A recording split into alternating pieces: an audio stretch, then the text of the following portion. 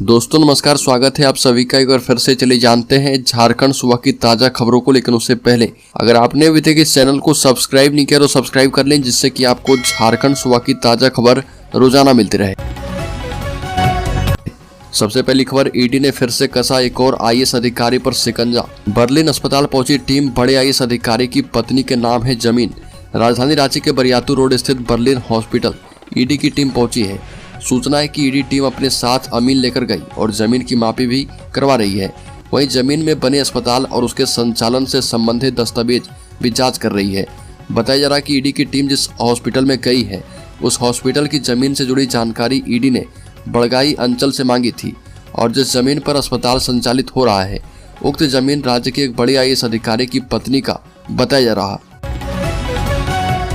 अगली खबर, राज्य के चतरा जिले में घरेलू विवाद में क्रूरता की हदें पार, भतीजे ने चाचा की काट डाली गर्दन, घटना स्थल पर ही तोड़ दिया दम। चतरा से दिल दहला देने वाली घटना सामने आई है और जहां पर सिमरिया थाना क्षेत्र के खपिया गांव में रात घरेलू विवाद में भतीजे ने चाचा की गर्दन काट डाली। इसमें चाचा की घटना स्थल पर मौत हो गई और मृतक चाचा भोला शंकर साव खाद बीज का दुकान चलाते थे, जबकि अभियुक्त भतीजा प्रमोद साव फल का दुकान चलाता है। दोनों का दुकान सिमरिया चौक पर आसपास में ही है और घटना को अंजाम देने के बाद भतीजा फरार है और पुलिस उसकी तलाश कर रही है। मिली जानकारी के मुताबिक पैतृक भूमि और दुकान के बंटवारे को लेकर दोनों चाचा और भतीजे में लंबे समय से विवाद चल रहा था। अगली खबर, निशिकांत दुबे ने की झारखंड सरकार को बर्खास्त करने की मांग, बांग्लादेशी घुसपैठियों को बढ़ावा देने का भी आरोप लगाया। गोड्डा से भारतीय जनता पार्टी के सांसद निशिकांत दुबे ने झारखंड सरकार पर आदिवासियों के लिए राज्य में खराब माहौल बनाने और बांग्लादेशी घुसपैठी को बढ़ावा देने का लोकसभा में आरोप लगाते हुए केंद्र से झारखंड सरकार को बर्खास्त करने की मांग की। दुबे ने शून्यकाल में कहा कि झारखंड के सुंदर पहाड़ी क्षेत्र में पिछले दिनों एक पर्वतीय जनजाति के करीब 20 बच्चों की मौत हो गई थी। निशिकांत दुबे ने कहा कि आदिवासी बहुल क्षेत्र में सड़कों का विकास नहीं हो पाया है और प्रधानमंत्री आवास योजना का लाभ भी नहीं पहुंचाया गया है। अगली खबर, अबुआ आवास योजना इस साल देने हैं 2 लाख आवास, 10 दिनों में ही आ गए हैं 8 लाख आवेदन। झारखंड सरकार ने राज्य के 8.5 लाख आवास विहीन लोगों के लिए अबुआ आवास योजना आरंभ कर दी है। इस योजना के तहत वर्ष 2025-26 तक सबको आवास देना है, जिसमें 3 कमरों का पक्का मकान होगा। राज्य सरकार ने इस वित्तीय वर्ष यानी 2023-24 के लिए 2 लाख आवास देने का लक्ष्य निर्धारित किया है। इसी दौरान 24 नवंबर से आपकी योजना आपकी सरकार आपके द्वार अभियान की शुरुआत हो गई है और इस अभियान में आवास के लिए भी आवेदन लेने का निर्देश है। पिछले 10 दिनों में रिकॉर्ड 8,18,951 आवेदन केवल अबुआ आवास योजना के लिए आए हैं। अगली खबर, छत्तीसगढ़ चुनाव रिजल्ट का झारखंड की सियासत पर असर। छत्तीसगढ़ के चुनावी नतीजे की हवा झारखंड की सियासत पर भी असर डालेगी।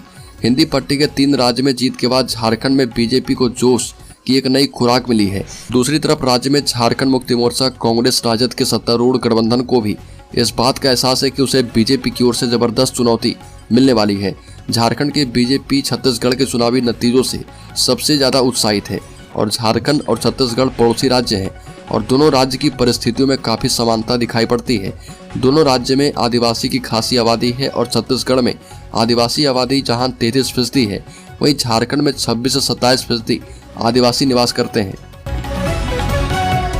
अगली खबर, झारखंड कांग्रेस में ऑल इज वेल नहीं, प्रदेश अध्यक्ष को हटाने की मांग हुई तेज, एक व्यक्ति अनेक पद का हो रहा विरोध। झारखंड प्रदेश कांग्रेस अध्यक्ष को हटाने की मांग तेज हो गई है। हालांकि यह मांग वैसे लोग कर रहे जो कि अनुशासनहीनता के कारण पार्टी के द्वारा निलंबित हैं। 5 राज्य के विधानसभा चुनाव परिणाम के बाद आंतरिक विवादों से जूझ रही झारखंड कांग्रेस में एक बार फिर प्रदेश अध्यक्ष राजेश ठाकुर को हटाने की मांगे तेज हो गई है। हालांकि यह मांग वैसे लोग कर रहे हैं जो कि अनुशासनहीनता के कारण पार्टी के द्वारा निलंबित है।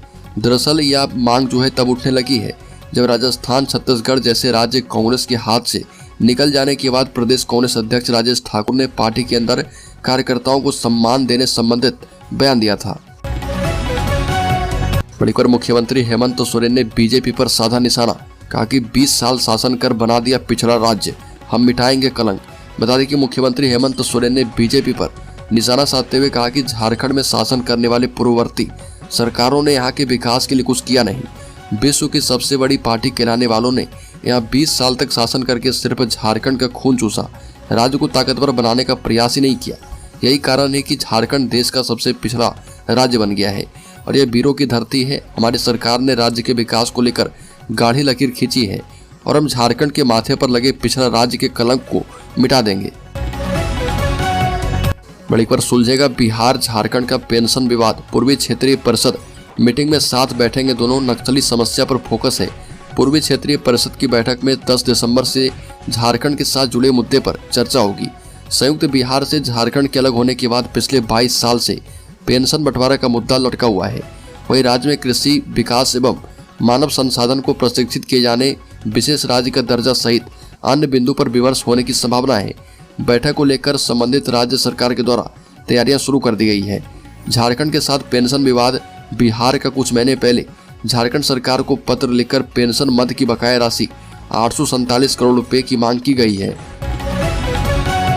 बड़ीपुर ममता, नीतीश, हेमंत सोरेन की नाराजगी के बीच बदल गई इंडिया गठबंधन की मीटिंग की तारीख। लालू यादव ने बताया कि कब मिलेंगे विपक्षी दल। मुख्यमंत्री ममता बनर्जी, हेमंत सोरेन और नीतीश कुमार की नाराजगी के बीच राष्ट्रीय जनता दल आरजेडी सुप्रीमो लालू यादव ने कहा कि इंडिया अलायंस की बैठक जो है 17 दिसंबर को होगी और इस बैठक में बिहार के मुख्यमंत्री नीतीश कुमार, पश्चिम बंगाल की मुख्यमंत्री ममता बनर्जी, तमिलनाडु के मुख्यमंत्री एम.के. स्टालिन, झारखंड के मुख्यमंत्री हेमंत सोरेन और समाजवादी पार्टी प्रमुख अखिलेश यादव को भी शामिल किया गया है। बड़ी खबर, अमन सिंह हत्याकांड का असर, रांची के जेल में पाबंदी, मोबाइल, चाबी समेत कई चीजों पर रोक। धनबाद जेल में अपराधी अमन सिंह की हुई हत्या के बाद रांची के बिरसा मुंडा केंद्रीय कारा की सुरक्षा सख्त कर दी गई है। रांची जेल में तैनात कर्मियों को भी किसी तरह का सामान अंदर ले जाने पर रोक लगा दी गई है। यहाँ तक कि ड्यूटी के दौरान कर्मचारी को पास में मोबाइल तक रखने पर पाबंदी लगा दी गई है। जेल प्रशासन ने कर्मियों को चेतावनी दी है कि अगर किसी कर्मचारी के पास ड्यूटी के दौरान मोबाइल पाया जाता है तो उनके खिलाफ सख्त कार्रवाई की जाएगी। और जेल प्रशासन के आदेश के बाद गेट में प्रवेश करने के दौरान हर कर्मचारी की तलाशी ली जा रही है। घर की चाबी से लेकर किसी तरह का सामान तलाशी के दौरान मिलता है तो उसे प्रवेश नहीं करने दिया जा रहा। बड़ी खबर, खटाई में पड़ चुका है इंडिया गठबंधन। 3 राज्य में बीजेपी की जीत पर हेमंत सोरेन का चौंकाने वाला बयान सामने आया। हाल ही में 5 राज्य के विधानसभा चुनाव के बाद विपक्ष के इंडिया गठबंधन के लिए कोई शुभ संकेत नहीं मिल रहे। एक तरफ जहां समाजवादी पार्टी और तृणमूल कांग्रेस जैसे दल जो है कांग्रेस की क्षमता पर सवाल उठा रहे हैं, वहीं दूसरी तरफ हेमंत सोरेन ने चुनाव में बीजेपी के शानदार प्रदर्शन पर बड़ा बयान दिया। झारखंड के मुख्यमंत्री हेमंत सोरेन ने साफ कर दिया कि वह 6 दिसंबर को दिल्ली में होने वाली इंडिया गठबंधन की बैठक में शामिल होने नहीं जाएंगे। विधानसभा चुनाव में हिंदी पट्टी के 3 राज्य बीजेपी को मिली कामयाबी के बारे में पूछे जाने पर हेमंत सोरेन ने कहा कि ऐसे परिणाम पहले भी आते रहे हैं और इसका झारखंड पर कोई असर नहीं पड़ेगा। यह भी कहा कि चुनाव में जो भी पार्टी जितनी मेहनत करती है उसके मुताबिक उसका परिणाम मिलता है। अगली खबर, झारखंड हाईकोर्ट ने धनबाद जेल में गैंगस्टर की हत्या में षड्यंत्र और पॉलिटिकल एंगल पर सरकार से मांगा जवाब।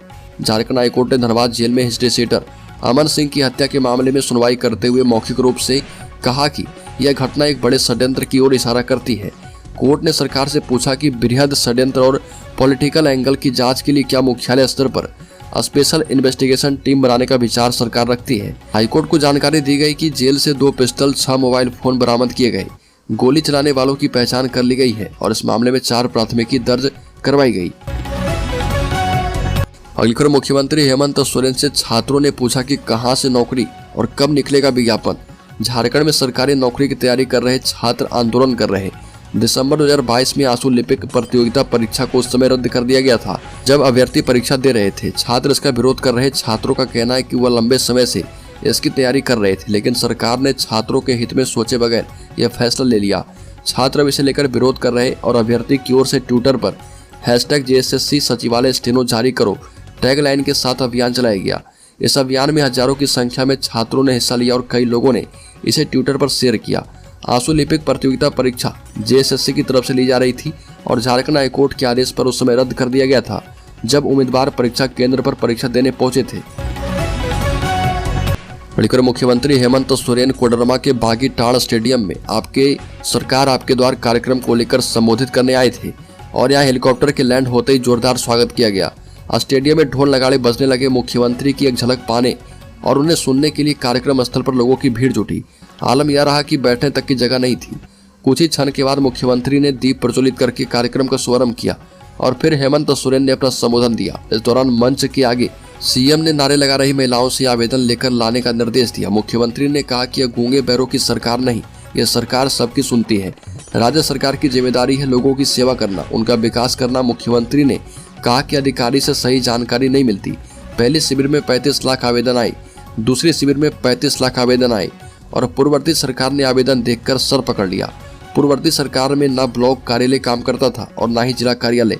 मुख्यमंत्री ने कहा कि इस शिविर के माध्यम से हमने खूब काम किया है और सीना ठोक कर कह सकते हैं कि आज हर बुजुर्ग, दिव्यांग और विधवा को पेंशन मिलता है।